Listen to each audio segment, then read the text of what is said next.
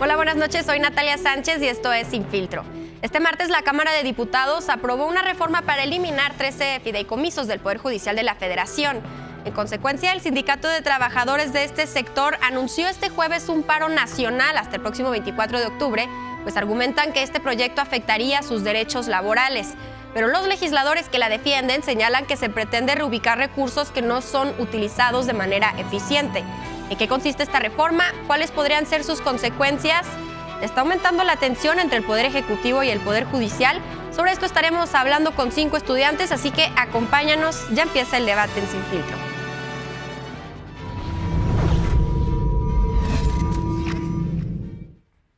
La reforma de los fideicomisos del Poder Judicial es el tema de esta noche. Me da mucho gusto recibir en la mesa a Manuel Pedrero, que es estudiante de Ciencia Política y Administración Pública y director de Los Reporteros MX. ¿Cómo estás? Muchas gracias, Natalia. Un fuerte abrazo a todos los compañeros. Honrado por la invitación y listos para entrarle al debate. Así es, qué gusto tenerte aquí por primera vez. Manuel, también nos acompaña Mónica Gutiérrez, estudiante de Derecho en el CIDE. ¿Cómo estás, Moni? Muchísimas gracias. Un placer estar con ustedes en esta mesa. También bienvenida por primera vez. Nos acompaña Montserrat Hernández, estudiante de Derecho en la UNAM y militante del PAN. ¿Cómo estás? Hola, ¿qué tal, Natalia? Muy contenta de estar aquí y de hablar de temas tan importantes para el país. Muchas gracias por la invitación. Así es, bienvenida. Y Enrique Randolph, estudiante de Derecho en la Universidad Autónoma de Aguascalientes y militante también del PAN. ¿Cómo estás? Muy bien, gracias también. Pues con muchísimo gusto de estar aquí otra vez y pues también de poder compartir ideas con mis compañeros. Saludo también con mucho gusto a todos quienes nos escuchan el día de hoy. Bueno, pues nos vamos a quedar contigo, Enrique, para empezar a hablar de este tema tan polémico. Yo sé que a ti te apasiona mucho todo este tema del Poder Judicial. Entonces, a ver, platícanos, ¿en qué contexto se da esta discusión de los fideicomisos? Porque es muy importante decirlo. Ya había todo un contexto en el que se sitúa esta reforma, ¿no? Sí, primeramente recordemos que han sido 6 años de mucha polarización. Sin embargo, en estos últimos 6 meses han habido, por así decirlo, muchas tensiones, no solamente entre el representante del Ejecutivo y el representante del Judicial, sino por el contrario, ya mucho golpeteo y han llevado a cabo muchísimas cuestiones legales para golpetear a unos y otros. Esto quiere decir también, no solamente parece ser un asunto de venganza ante una persona que está buscando una campaña para poder centralizar el poder, sino por el contrario también se está viendo, por así decirlo, el preparativo para lo que será las próximas elecciones en el 2024, donde se va a querer debilitar al árbitro electoral, donde se va a querer poner en el mismo cuadro entre buenos y malos al Poder Judicial, que ellos ni siquiera van a competir en elecciones, ellos ni siquiera van a buscar algún cargo de elección popular y ellos ni siquiera están en este tema electoral, pero los van a poner ahí principalmente para que vayan a la narrativa de por eso hay que reformar el Poder Judicial a modo de como lo propone el oficialismo. Entonces, en ese sentido también, por eso primeramente el presidente, y lo vimos en su 5º informe de gobierno, que hace poco lo discutíamos, decía que no hacía falta el aumento que pedían del 4% por parte de la ministra de la Suprema Corte, de 77,000 millones de pesos a 84,000 millones de pesos, que porque ya tenían esos fideicomisos. Ahora, no solamente no les quieren aprobar el presupuesto, sino por el contrario, pues desaparecieron los 13 fideicomisos, con lo cual... Bueno, está en proceso, todavía falta que se apruebe esto en el Senado, pero es lo que se pretende, ¿no? Que se desaparezcan estos fideicomisos. Y todo apunta que por la mayoría que tiene el Senado, que así va a pasar, por lo pronto ya se hizo en la Cámara de Diputados, así es que sí, habrá que ver mucho de qué es lo que pasa. Sin embargo, por lo pronto, pues ya hasta parece un pleito comprado entre un poder y otro. Sin embargo, a diferencia de en cualquier ejercicio donde se contraste también el poder, donde uno puede confrontarse con otro y hay un tercero que es el que puede definir, aquí son 2 personas contra uno y ese uno al mismo tiempo lo van a poner contra la espada y la pared porque va a tener que ser juez y parte, donde la carga de la prueba por ser la iniciativa del Poder Ejecutivo es parte de ellos y donde de alguna manera pues lo van a debilitar institucionalmente, con lo cual esto pone también en riesgo a la democracia. Sí, bueno, esto por la parte de oposición, así es como se lee este conflicto. Manuel, tú por parte de Morena, que eres más afín, ¿te gusta esta misma interpretación o cómo lo leerías tú? Bueno, simpatizo con el Movimiento de Regeneración Nacional, no soy militante del partido político Morena, pero sí me llama mucho la atención que sea en este momento, en este contexto, que se dé esta cobertura mediática al tema de la Suprema Corte de Justicia de la Nación. Si uno analiza los medios de comunicación en los últimos 5 años, desde que inicia el gobierno del presidente Andrés Manuel López Obrador, no vas a ver un punto tan alto dentro del debate público, dentro de los periodistas, columnistas, intelectuales y de los propios medios de comunicación, ya sean tradicionales o alternativos, que se hable con tanto énfasis de la Suprema Corte. Y no es gratuito, porque esta tensión me parece que inicia no desde el gobierno de Andrés Manuel López Obrador. Este concepto ya me parece, a mi gusto, quemado, rebuscado, de la polarización, que se habla del concepto desde el 2018, pero la verdad es que no inicia en 2018, ni en el 2012, ni en el 2006, ni en el año 2000, ya viene desde hace por lo menos un siglo, y hay muchas formas por las que podríamos intuir y asumir que la polarización no nace con Andrés Manuel López Obrador. ¿Pero te refieres a una polarización como social, política? Tanto social, política y en el propio Poder Judicial, porque si uno analiza los últimos 3 sexenios antes de Andrés Manuel López Obrador, nos vamos a dar cuenta que los 3 titulares del Ejecutivo Federal se llevaban de maravilla con el Poder Judicial. Tanto es así que en el caso de 2000 a 2006, con Vicente Fox Quesada, es justamente el titular de la Suprema Corte de Justicia de la Nación, el ministro presidente, quien en contubernio con Vicente Fox Quesada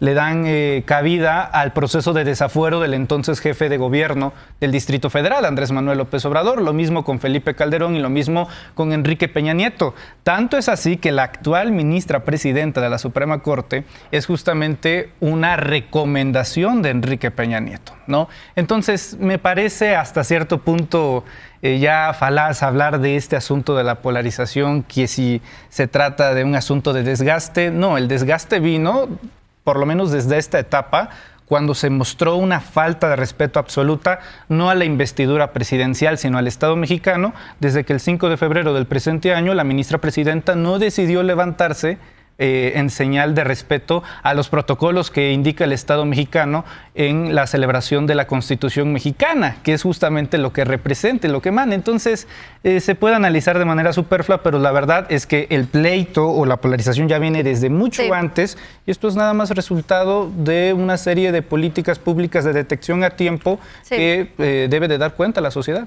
Pues muy interesante esta visión. Siempre nos gusta también en Sin Filtro incluir perfiles de estudiantes que no son partidistas, que no están, pues simpatizan con ningún partido, y es el caso aquí de Moni. Entonces, a ver, ¿cuál es esta visión desde tu punto? ¿Cómo ves este conflicto? Sabemos que sí ha habido cierto, sí ha sido parte de la narrativa en los últimos meses, de que hay algo. Por parte de Morena se dice que es algo que se tiene que cambiar, y por parte de oposición se dice que es algo que se tiene que proteger. ¿Tú cómo lo ves? Bueno, yo así como lo veo, la verdad es que un sistema en el que hay tensiones y oposiciones entre los poderes es pues síntoma de una democracia que funciona. Efectivamente, en estos últimos meses ha aparecido un poquito en medios, como la cobertura ha cambiado, como dice mi compañero Manuel, pero sí se ha notado, o por lo menos como desde el foro jurídico hemos percibido una ruptura más evidente desde que la ministra presidenta asumió el cargo, sobre todo después de toda la polémica que hubo en las elecciones y la investidura, en donde otra candidata un poquito más allegada al presidente se vio envuelta en escándalos de plagio y tuvo que pues dejar la contienda. Venimos de una presidencia de la Corte con el ministro Arturo Saldívar, que la verdad a mí me parecía que había una buena relación entre los poderes, es decir, una de las reformas insignia de la presidencia del ministro Saldívar fue precisamente apoyada y hecha suya por el presidente Andrés Manuel. Me refiero a la reforma judicial del 2021, y pues así podría parecer. Y fue ¿no? un ministro presidente muy popular, hay que decirlo, ¿no? Sí, también cómo se manejó en medios, se vio, la verdad, desde como mi perspectiva, fue como un periodo de relaciones bastante estables, no hostiles, y ahorita, sobre todo con las declaraciones de las mañaneras, podría parecer que es hostil, pero realmente eso es, pues como comentábamos, ¿no? Como cobertura de medios.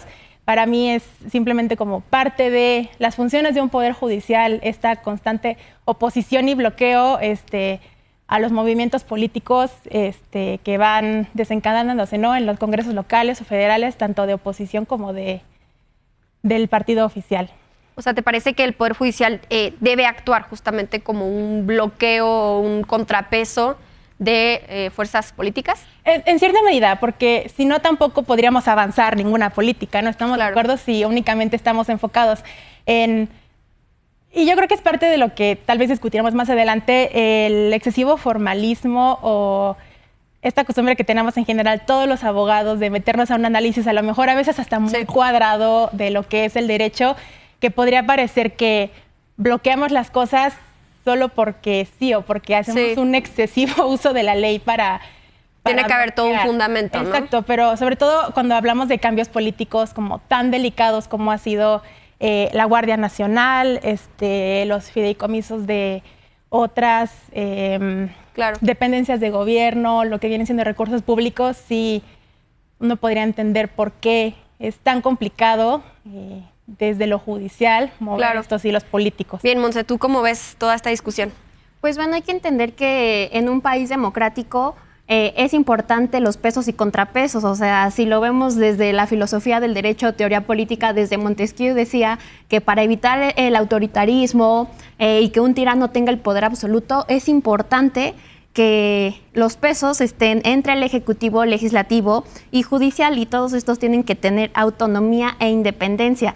No van a estar, no tienen que estar subordinados uno de otro, sino que cada uno de estos poderes tiene que tener su autonomía. Y a partir de que la ministra presidenta Piña tomó este cargo, pues se vio que no era afín al presidente como lo fue el ministro Arturo Saldívar, y eso le ha molestado muchísimo al presidente. Y esto de eliminar los fideicomisos es un castigo a los ministros, pero no solo a los ministros, porque aquí mucho ojo, esta eliminación de los fideicomisos no solo es para los jueces o ministros, sino también para la planta de trabajadores que están en el Poder Judicial. El Poder Judicial no solo es la Suprema Corte o los jueces de distrito, es todo un órgano de sindicatos y también de personas que tienen pues ciertas bases que les ha costado mucho llegar ahí, porque también, o sea, dentro del Poder Judicial pues emprenden una carrera judicial que es sumamente complicada.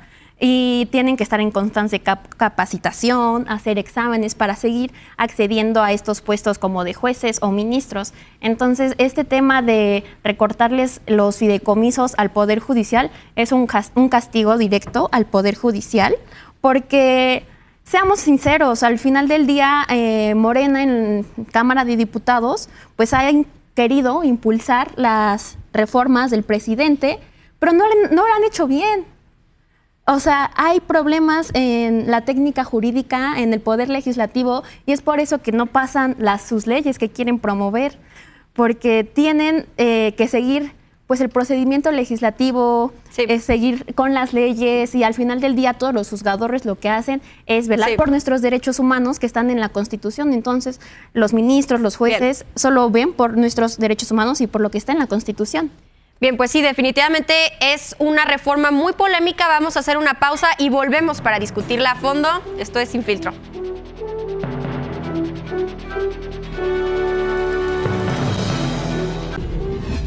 Ya estamos de regreso en Sin Filtro y en este bloque vamos a seguir hablando sobre esta reforma de los fideicomisos que se le van a retirar al Poder Judicial, si es que pasa. Y ahora también vamos a darle la bienvenida a la mesa a Jimena Reza, que es estudiante de Derecho en la Universidad Autónoma del Estado de México y militante de Morena. ¿Cómo estás, Jimena? Hola, muy bien. Muchísimas gracias por la invitación. Qué bueno que pudiste llegar a esta discusión para que justamente podamos mantener un poco más de paridad en la mesa para hacer mejor el debate. Y bueno, te platico que nos quedamos en el bloque pasado en una discusión un poco del contexto de en qué se da esta reforma, que bueno, estábamos hablando de cómo ya ha habido ciertas fricciones entre el Poder Judicial y el Poder Ejecutivo, cómo se ha pues incluso dicho que se quiere hacer una reforma judicial aún más profunda, pero de eso hablaremos en el próximo bloque. En este bloque, ¿cómo te parece esta reforma de los fideicomisos? Fíjate que a mí me parece muy interesante y que además era algo necesario, teniendo en cuenta de qué es lo que contemplaba la mayoría de estos fideicomisos, que tiene que ver con mucha asignación que, o sea, se les asignaba recursos que de por sí, para ello ya se les asignaba en el presupuesto general hacia el Poder Judicial. Entonces, el hecho de que se tenga un desfarradero millonario para las pensiones de los ministros, de los magistrados, inclusive que tuvieran comodidades para los espacios de su casa, a mí me parece exorbitante, y la verdad es que eso no tiene nada que ver con el cumplimiento de la justicia en nuestro país, que más que nada sabemos que ha habido muchísima resistencia por parte de pues, el Poder Judicial y también de los actores políticos que le están respaldando, justamente porque tiene que ver con el desmantelamiento, diría yo, de un poder oligárquico. Así es, y bueno, una de estas críticas más importantes a esta reforma es que afectaría a un montón de trabajadores, ¿no? Entonces, ¿qué decir de esto, Enrique?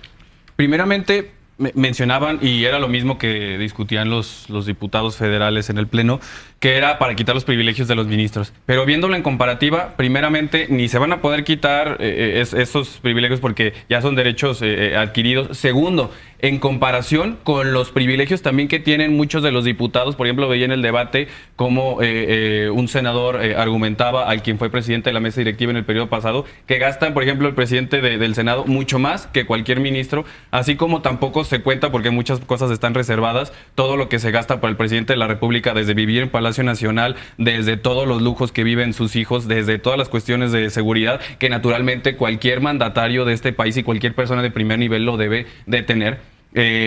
Pero también por el otro lado, de esos 13 fideicomisos que buscan desaparecer, 6 eran directamente para trabajadores, que no solamente era de dinero público, sino que ellos mismos de su salario habían puesto. Y díganme ustedes si no les parece robo que uno pone para ciertos servicios de seguridad social, para su retiro, para emergencias, para temas de salud, y posteriormente llega alguien más y te los quita. Pues eso, llámenlo como quieran, pero termina siendo un robo. Y más si lo comparamos, por ejemplo, con los nuevos fideicomisos que se dieron a la Secretaría de Marina y a la Secretaría de la Defensa Nacional para la construcción de lo del Tren Maya y para todo el servicio aeroportuario. También los 170 millones, los 170 fideicomisos, que también es alrededor de $500 billion de pesos que tienen. El 17% de estos recursos están al mando de la Sedena, donde a diferencia del de la Suprema Corte, no hay transparencia, donde no se sabe a dónde fueron y donde solamente te los quitan, pero por el otro lado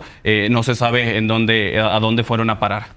Bueno, a mí me gustaría tantito regresar y tomar como un poquito esta perspectiva de, pareciera que son privilegios, pero en realidad hay que tomar como muy en cuenta las particularidades de la carrera judicial, como ya comentaba mi compañera Monse, porque este fideicomiso que es para vivienda de jueces y magistrados, pues tenemos que tomar en cuenta que esos jueces y magistrados los mueven y recolocan en distintas entidades federativas, dependiendo de las exigencias del trabajo. También recordemos que la carrera judicial no viene sin riesgos, y que estas prestaciones que podrían parecer privilegios, para mí en realidad son como derechos básicos que más bien deberíamos de tener la mayoría de la población, siendo que en México pues es un país de precariedad laboral y en donde más de la mitad de la población trabaja sin prestaciones, ¿no? Entonces nada más como retomar eso, ¿no? Que parecieran privilegios, pero a mi parecer son más bien como prerrogativas que deberían ser universales. A ver, Manuel, ¿privilegios o no privilegios? No, bueno, a mí sí me gusta que se reconozcan como privilegios.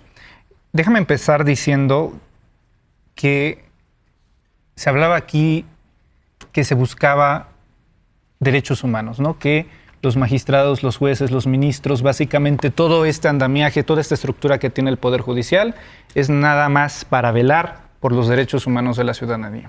Es bastante difícil sostener eso.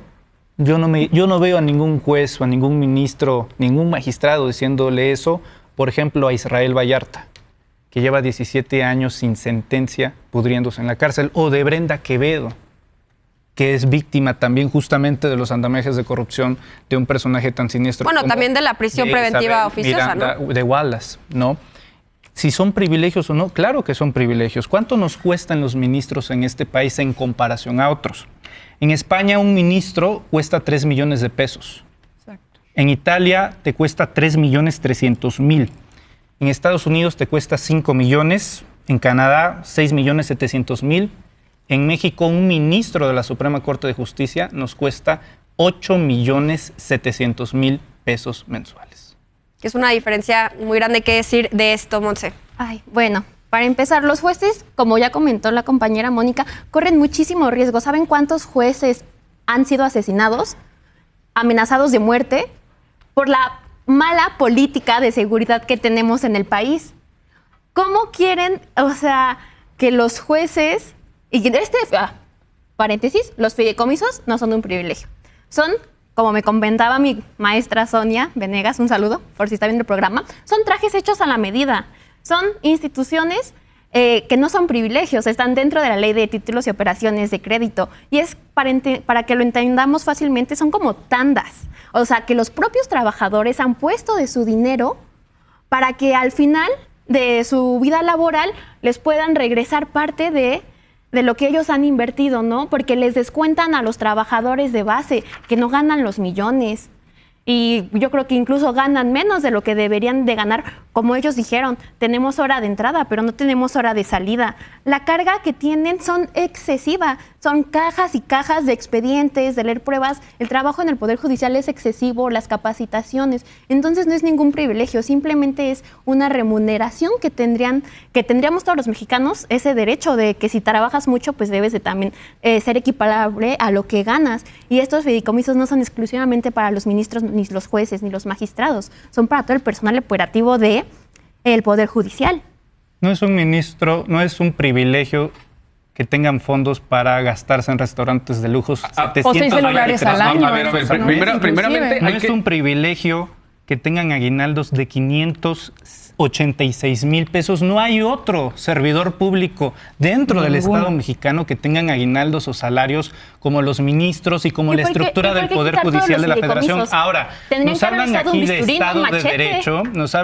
Estado de Derecho, de división de poderes, y son los primeros en violar el artículo 127 constitucional que dice que nadie puede ganar más que el presidente de la República dentro de la administración pública o autónoma. Artículo 127 constitucional. Ahora, también se habla de que se trata de ahogar a la Suprema Corte y que es una especie para que el tirano de Palacio Nacional, para que el dictador de la Cuarta Transformación pueda eliminar al Poder Judicial. Esta decisión la tomó el Poder Legislativo.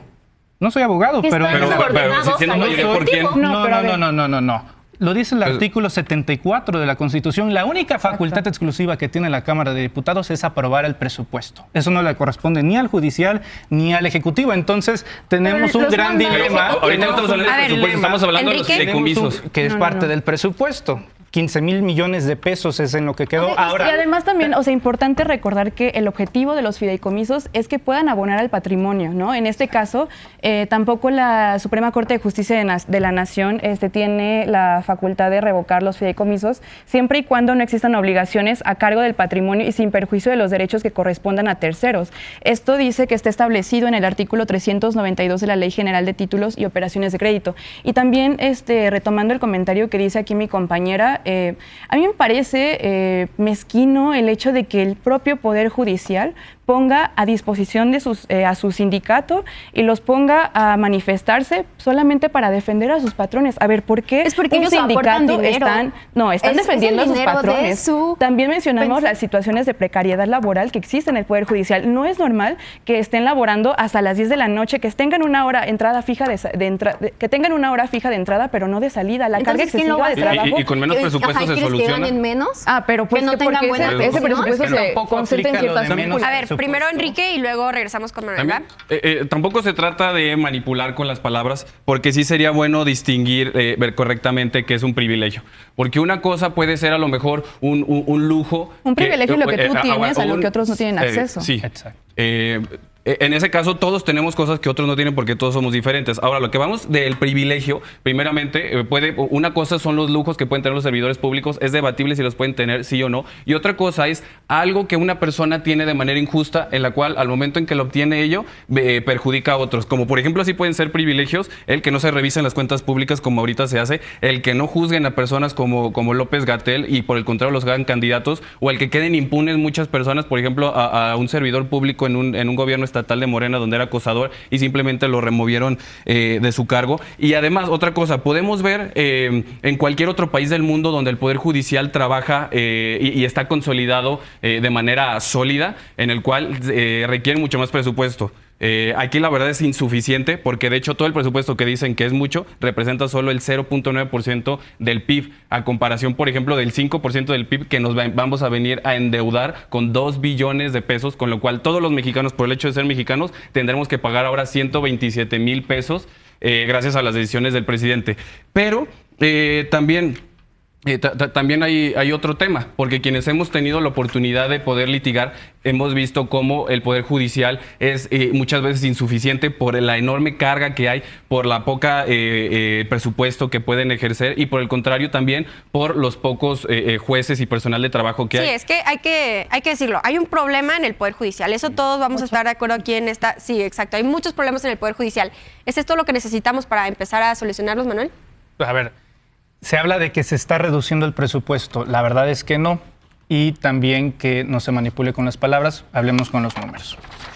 Esta gráfica es de un periodo de hace 10 años, de 2013 a 2024. Es exclusiva de los fideicomisos, no del presupuesto en general que recibe el Poder Judicial, que está dividido en 3, en el Tribunal Electoral, en el Poder de la Judicatura, en el Consejo de la Judicatura y de la Suprema Corte. El total en 2013 era de 8,724 millones de pesos. 10 años después, hoy son 21,000 millones de pesos. Es decir, que en un periodo de 10 años aumentó 150% los fideicomisos a la Suprema Corte. No es que se les esté reduciendo algo, es que todos los años iba en aumento. Todo, claro, al Consejo de la Judicatura, al Tribunal Electoral del Poder Judicial de la Federación. Y al Fonatur para construir el Tren Maya. Tienes toda una estructura que ha sido financiada a costillas de los mexicanos. Y uno diría, bueno, que se les financie con todo, que se les dé todo lo que tengan que trabajar si tuvieran resultados eficientes en materia de justicia.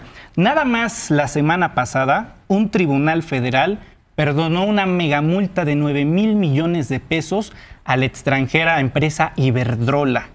9,000 millones de pesos que iban a parar a las arcas de la Federación, a los bolsillos de todos los mexicanos, de todos nosotros. Un juez, un tribunal federal decidió, no, se le perdona la deuda de 9,000 millones de pesos a Iberdrola. Pero si no es suficiente, remontémonos al periodo de esta nueva Suprema Corte, de este nuevo Poder Judicial. 10 de febrero le desbloquean las cuentas a Luis Cárdenas Palomino. Sí, a ver. Mano derecha de Genaro García Luna, hoy encarcelado por 5 delitos federales.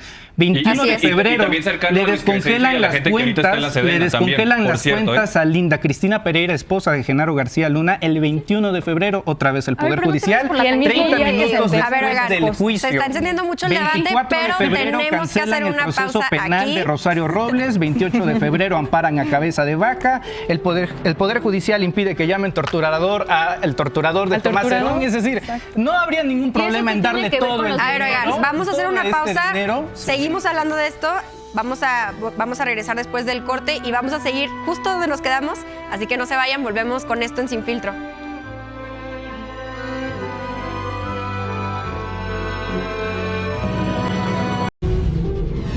Regresamos a Sin Filtro, estamos con 5 estudiantes analizando esta nueva reforma al Poder Judicial que está pendiente en el Senado todavía para su aprobación.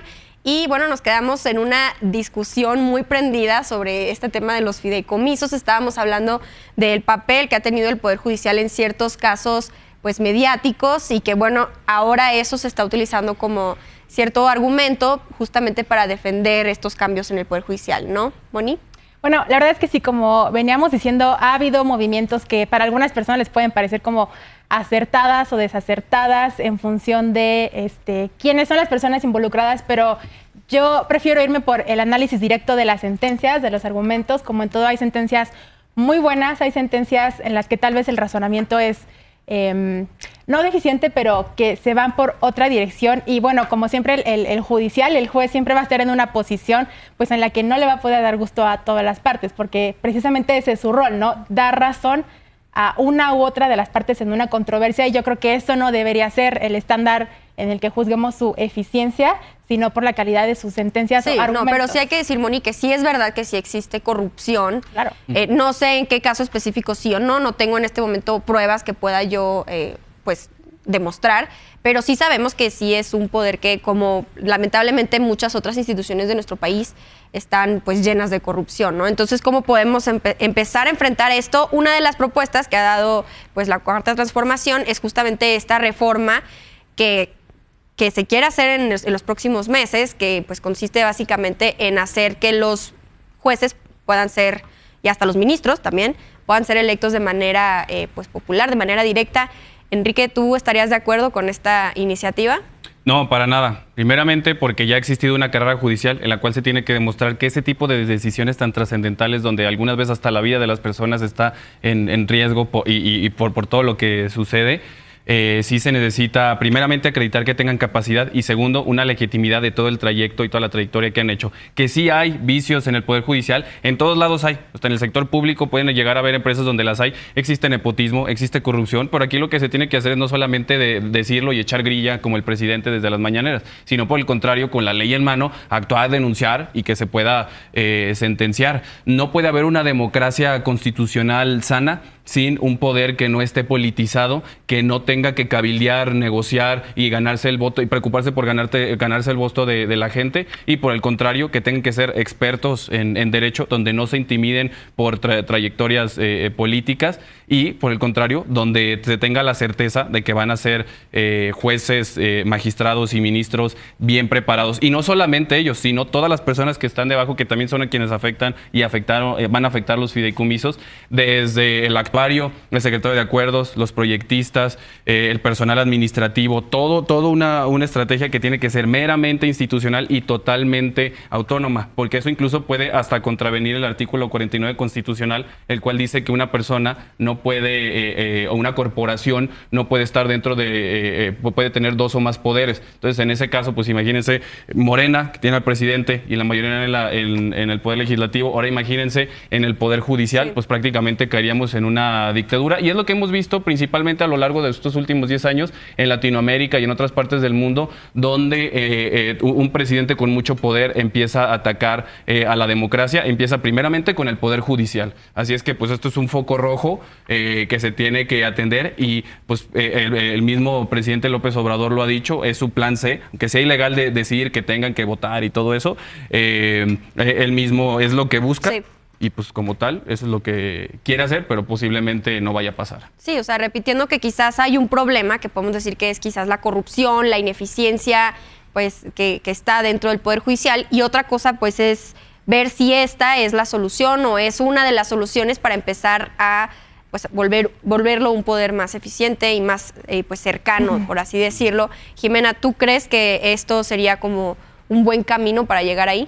Yo creo que sería un buen camino el tema de que los jueces puedan ser electos mediante el voto popular, porque pienso que también existe mucho este credo liberal de la academia, donde se menciona que solamente el Poder Judicial cumple con un legado democrático, limitando al poder político, y que solamente lo que está escrito es lo que vale y que está muy alejado inclusive de la voluntad popular, ¿no? Hay un libro que me gusta mucho que se llama Contra el gobierno de los jueces, y justamente cuestiona al constitucionalismo como inclusive una ideología, ¿no? Donde el constitucionalismo buscar el poder absoluto para buscar hacerle contrapeso al poder político, pero yo creo que en un sistema democrático, además de que existe un sistema de pesos y contrapesos, también debe haber voluntad de los mismos poderes para poder llegar a un diálogo, y que el hecho de que sean elegidos mediante la vía popular también les daría mayor legitimidad, pero que también los obligaría a la rendición de cuentas, a transparencia en qué se utilizan los recursos, y también en la falta de credibilidad de algunos de ellos que realmente no se apeguen a las normas, porque los jueces son impartidores de justicia, pero ¿quién realmente cuestiona las decisiones de los jueces? O sea, siento que también se tiene como este fetichismo de que las instituciones no pueden ser ni cuestionadas ni tocadas, y por eso también tiene tintes políticos, que no por nada de repente vemos al PAN diciendo el INE no se toca, y de repente vemos que Marco Cortés dice la Suprema Corte de Justicia no se toca. Entonces también ver qué clase de actores políticos están detrás de estas manifestaciones ciudadanas. Bueno, Montse, ¿qué decir de todo esto? Bueno, yo le quiero preguntar a mis compañeros de Morena, ¿ustedes están a favor del aborto? Sí. ¿Del matrimonio homoparental? Claro. ¿De que las personas trans tengan documentos oficiales? Pues adivinen quién les ha dado esos derechos. la Suprema Corte de Justicia. Sería el Gracias a la voluntad los ministros popular que tanto aborrecen, porque ellos no tienen una ideología política sesgada. Y eso Lo surge que de ellos movimientos hacen sociales. son velar por los derechos constitucionales, por los derechos humanos. Entonces también hay que ver la importancia de que la Suprema Corte no se llene de ideologías políticas, porque si los jueces, los ministros son electos popularmente, van a tener que ahora ser políticos y van a tener que Pues votar hacer por campaña, ¿no? Poder público que también representa al Y hay que pueblo. entender también que la naturaleza constitucional de una Suprema Corte también tiene que ver para poder evitar el abuso de poder que da la legitimidad a las personas que con el voto popular pues están abusando de ello. A ver, Manuel, tú ves a los, podríamos decirlo, bueno, tratando de imaginar este escenario, podría haber algo positivo, podría haber algo negativo en quizás ver a candidatos, por ejemplo, a magistrados, candidatos a ministros. ¿Cómo se vería ese escenario? ¿Te parece un escenario positivo? La gente suele equivocarse muchísimo menos que los políticos. Los ministros de la Suprema Corte, no por vestir toga dejan de ser políticos, son figuras políticas, lo son. Forman parte de la estructura del Estado mexicano. Son 3 poderes de los cuales uno no lo escogemos y prácticamente lo que viene aquí a decirnos el Partido Acción Nacional es cómo se le ocurre a estos mexicanos pedirles que escojan y tengan interferencia en las decisiones que llevan al ritmo del país. De ¿no? estudios y capacitación constante. No son políticos que ni siquiera tienen licenciatura. Hablando de eso, me llama muchísimo la atención que a la hora de defender los privilegios de la Suprema Corte y del Poder Judicial, se utilicen ejemplos que ya han ocurrido, pero justamente con los que ocasionaron la tragedia. Por ejemplo, la seguridad de los ministros es algo que estoy viendo muy repetido en foros conservadores. Es que hay que proteger a los ministros, ponen su vida en riesgo y nadie habla del caso de Arturo Saldívar cuando fue encañonado en el sexenio de Felipe Calderón Hinojosa, cuando Genaro García Luna era secretario de Seguridad Pública, porque votó en contra de algo que quería Felipe Calderón y la vida de Arturo Saldívar estuvo en peligro. Y yo no veo a nadie del Partido Acción Nacional poniendo ese ejemplo tan tangible en defensa de la supuesta protección que ahorita merecen. Otro punto, el tema de los trabajadores. Normalmente, y esto lo podemos ver históricamente en Latinoamérica, cuando hay decisiones tan radicales y trascendentes para, en este caso, parar con la casta, con los privilegios de la Suprema Corte y del Poder Judicial, la derecha necesita un escudo con el que la sociedad pueda identificarse. En este caso son los trabajadores. Yo casi me pego un tiro cuando veo a Margarita Zavala defender a los trabajadores del Poder Judicial. ¿Desde cuándo la derecha en el mundo defiende a los sindicatos? Que no hay nada más de izquierdoso, si lo quiere ver uno, que los sindicatos. Es una materia universal de la izquierda. Y todavía más ella me resulta más hipócrita humanos, y cínico. No de ideología. Me parece más hipócrita. ¿Y por qué si es de derechos humanos no le dijeron eso a los trabajadores de Luz y Fuerza del Centro cuando el marido de Margarita Zavala, que por favor no empecemos ahorita con el tema, no, es que uno está, el otro es cuál, la señora es diputada federal. La señora es diputada federal, la señora aspira a ser candidata a la jefatura de gobierno de la Ciudad de México por el frente del PRI, PAN y PRD. Entonces sí, hay una hipocresía.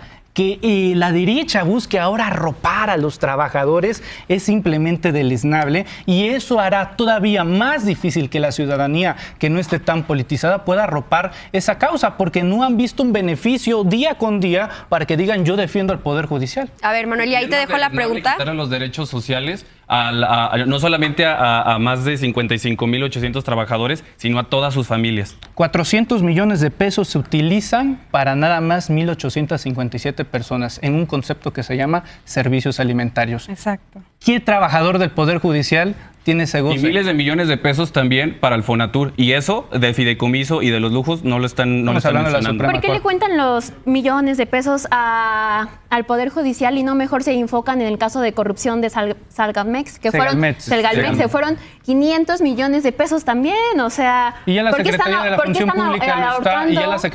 Función Pública lo está viendo, pero lo cierto es, a ver, si nos vamos también a temas de función pública, yo podría decir que la Suprema Corte y también el Poder Judicial de la Federación eliminó la muerte política a un personaje que ahora los representa, que es Rosario Robles.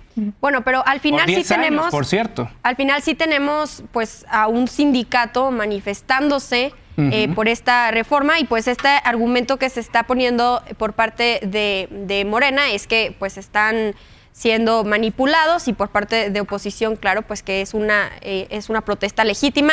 Con esto nos quedamos para hacer una pausa y volver a un último bloque del debate. No te vayas, estamos en Sin Filtro.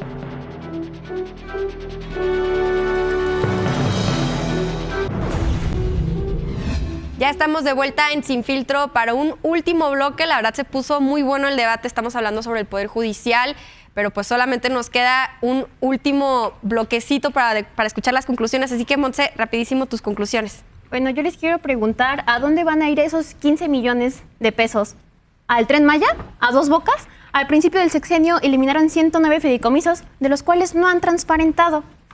Entonces eso va a ir a lo mejor también a las campañas presidenciales a costa de las contribuciones de los trabajadores del Poder Judicial, que son personal operativo, que ganan lo que deben de ganar porque trabajan muchísimo. También se me hace un poco hipócrita de la parte que digan que es por austeridad, pero han aprobado 2 fideicomisos para la Sedena. O sea, hay que darle todo el poder a los militares, seguir militarizando el país, pero los trabajadores que gracias a su esfuerzo y a su mérito están ahí, les van a quitar su dinero, porque no olvidemos que el 60% de la base trabajadora son los que aportan para este fideicomiso, porque al final del día no solo son recursos públicos, son los descuentos que tienen ellos de su nómina. Bien, gracias, Montse. Escuchamos tus conclusiones ahora, Moni. Bueno, a reserva de que me vayan a criticar por purista, yo creo que es muy importante recalcar la importancia de la independencia del Poder Judicial, porque recordemos que la legitimidad del juez no viene de un voto popular, viene también de la objetividad e imparcialidad, que si bien son ideales, son valores que, en mi opinión, son relevantes, y con un recorte presupuestal que atente contra, sobre todo, prestaciones laborales, que son derechos adquiridos, creo que no es la manera de llegar hacia esos como 2 pilares que debemos como sociedad aspirar. Y sobre todo como concluir con la importancia del Poder Judicial para el Estado de Derecho, y sobre todo con lo que se ha estado haciendo en los últimos años para acercar la justicia a la gente. Muchas gracias, Moni. A ver, Enrique, escuchamos tus conclusiones. Primeramente, lo que pasó acerca de los fideicomisos no tiene ni pies ni cabeza. Primeramente, atentó contra el principio de independencia de los poderes que menciona el artículo 49 constitucional, el principio de progresividad porque ya eran derechos adquiridos por los trabajadores, el principio del debido proceso porque debió haberse hecho en la Comisión de Justicia y de Gobernación, y se hizo en una que era mandada por Morena de Programación y Presupuesto. De igual manera, la garantía de audiencia porque no se les consultó. Además, es inconvencional porque pues el sistema interamericano de los derechos humanos también hubiera obligado que se les consultara. Nada de parlamento abierto. También se atentó contra la propia Ley Federal de Presupuesto y Responsabilidad Hacendaria, que dice que si se extingue el propio fideicomiso necesita se necesita quedar en la propia dependencia donde fue creado. De igual manera, aquí nos deja una buena reflexión sobre una posible reforma constitucional que sería bueno hacerla, que en caso de que hubiera alguna controversia con la Suprema Corte, que pudiera haber alguien más autónomo que pudiera resolver cuando hay un problema similar, porque en esta crisis de constitucionalidad pues están orillando, y esa es parte de la narrativa del presidente, a que sea juez y parte la Suprema Corte, y con eso le ayuda a su relato político electoral. Bien, gracias. Jimena. Pues bueno, a lo que ha mencionado también el presidente es que de ser devuelto ese dinero se le va a dar prioridad para invertirlo en las becas Benito Juárez, que es un programa social de los más importantes que existe. Segundo, creo que este debate también desató y desmanteló el sistema de precariedad laboral que existe dentro del Poder Judicial, y también por eso es necesario elaborar una reforma. Tercero, también la importancia de que aprendamos a cuestionar las instituciones. Las instituciones no son intocables, al fin y al cabo son un poder público y también deben de rendirnos cuentas a la ciudadanía. Y a lo otro que voy es que este fenómeno del uso del Poder Judicial para ciertos fines políticos no nada más es un fenómeno que sucede en México. Lo hemos visto en otros países de Latinoamérica, en Argentina, cómo se ha utilizado el Poder Judicial para golpear procesos democráticos que han sido electos por la vía popular, y que es como, bueno, si no puedo tener la legitimidad del pueblo, puedo comprar al juez, y el juez me puede dar ese respaldo judicial para yo interponer mis decisiones y golpetear gobiernos democráticos. Entonces, yo les invito a cuestionar a fondo realmente para quién funciona el Poder Judicial, qué actores lo están defendiendo y pues realmente quiénes lo están legitimando. Muchas gracias, Jimena. Y bueno, Manuel, terminamos contigo. Muchas gracias, Natalia. No son 15 millones, son 15,000 millones. ¿Y a dónde va a ir ese dinero? Con esos 15,000 millones de pesos se traducen casi 413,000 pensiones para adultos mayores en todo el país, casi para 2 millones de jóvenes estudiantes. Ahí va a parar ese dinero, seguramente el Senado de la República lo va a ratificar, eventualmente estará en el diario oficial de la Federación. No es un tema falso la austeridad. De hecho, uno de los hombres más austeros de este país en la historia política también fue ministro de la Suprema Corte y presidente ministro, Benito Juárez García.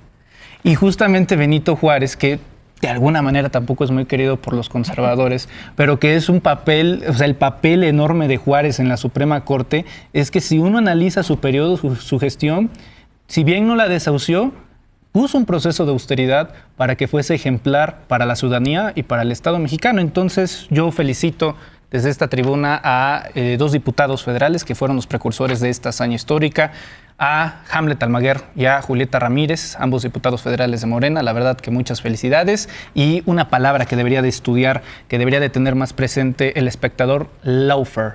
No es un tema de que en otros países de Latinoamérica haya dictaduras por el tema del Poder Judicial. Le pasó a Pedro Castillo en Perú, le está pasando a Alberto Fernández en Argentina y demás. Entonces no es juego, es una realidad la ingobernabilidad que viene desde el Poder Judicial para atacar a dirigentes democráticamente electos. Bueno, pues no se acaba el debate aquí. La verdad que este tema le vamos a seguir dando muchísimo seguimiento en Sin Filtro. Vienen meses pues que vamos a seguir teniendo que hablar de esto porque pues bueno, vamos a ver estas reformas cómo se van desarrollando. Yo soy Natalia Sánchez y les agradezco mucho a Enrique, Mónica, Montse, Manuel y Jimena.